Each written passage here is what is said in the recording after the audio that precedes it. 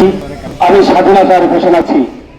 সম্মানিত উপস্থিতি, ভারতের জাতীয়বাদী দল আয়োজিত আজকের ইফতার মাহফিলে প্রধান অতিথি, প্রধান আকর্ষণ, বিশেষ অতিথি এবং যুগ্ম আহ্বায়ক আবু তাহের সহ সবাইকে জানাচ্ছি অগ্রিম ঈদ মুবারক।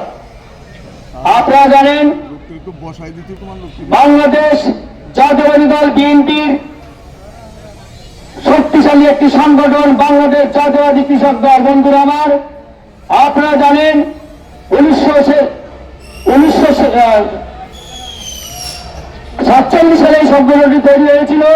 হাঁটি হাঁটি পা পা করে এই সংগঠনটি আজকে বাংলাদেশের ওয়ার্ড থেকে ইউনিয়ন পর্যন্ত একটি বিশাল আকার ধারণ করেছে।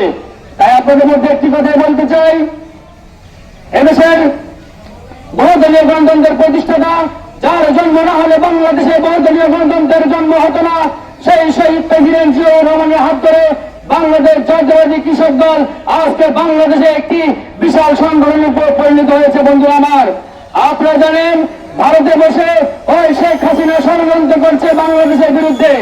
আপনাদের সকলকে ঐক্যবদ্ধ হতে হবে।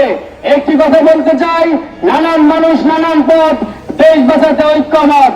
আমাদের মত বিভিন্ন থাকতে পারে, কিন্তু সবাই একটি জায়গা আমাদের ঐক্যবদ্ধ হতে হবে। ওই ফ্যাসিস্ট শেখ হাসিনাকে রুখে দিতে সকলকে ঐক্যবদ্ধ হতে হবে।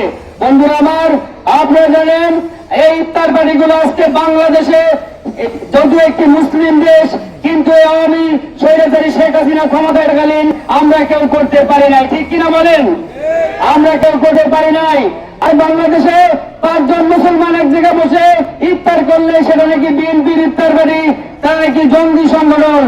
আজকে দেখেন, আল্লাহ বলেছেন তুমি ধৈর্য ধরো, আমরা ঠিকই এদেশে আছি, তারা ঠিকই দেশ ছাড়া হয়েছে। আমরা ঠিকই ইফতার পার্টি করছি, তারা আজকে ইফতার পার্টি করতে পারতেছে না।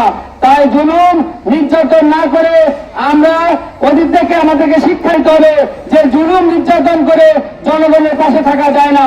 আমি সেদিন বলেছিলাম, আপনি আমার নেত্রীকে ক্যান্টনমেন্টের বাড়ি ছাড়া করেছেন, ইনশাল্লাহ এমন একদিন সময় আসবে এদেশের জনগণ আপনাকে দেশ ছাড়া করবে।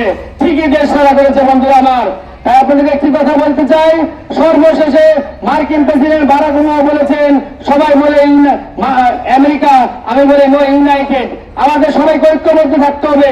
ইদানিং আমাদের দলের মধ্যে আওয়ামী লীগের লোকজন ঢুকে পড়েছে, সবাইকে সজাগ থাকতে হবে। আমরা ব্যক্তি স্বার্থ বাদ দিয়ে দলের স্বার্থকে চিন্তা করে, এই বলে আমি আমার বক্তব্য শেষ করছি। বাংলাদেশ জিন্দাবাদ, বাংলাদেশ জাতীয়বাদী দল বিএনপি জিন্দাবাদ। আল্লাহ হাফেজ।